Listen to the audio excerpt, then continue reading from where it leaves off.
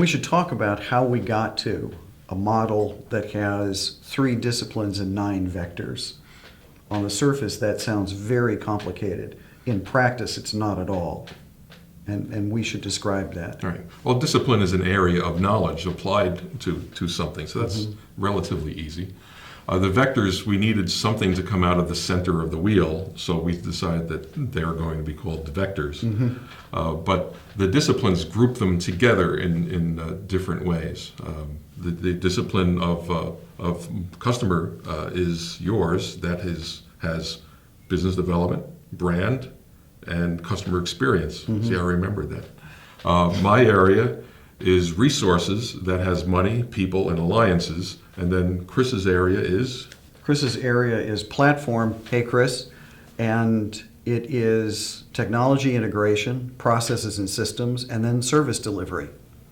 Now, the difference in this approach is that the job shop approach was very functionally oriented, and this is a much more customer-focused or customer-directed way of looking at it.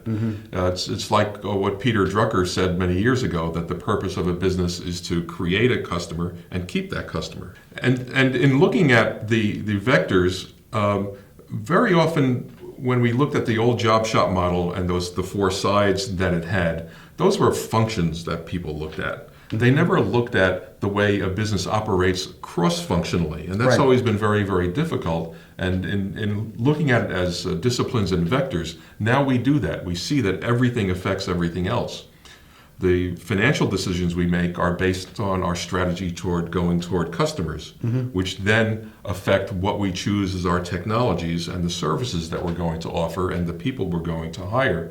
But in the other way of looking at the business, you never had those kinds of conversations before. You basically built things and hoped customers would come, and if they didn't come, you sent salespeople to go after them. And that doesn't work in this kind of marketplace. No, not anymore.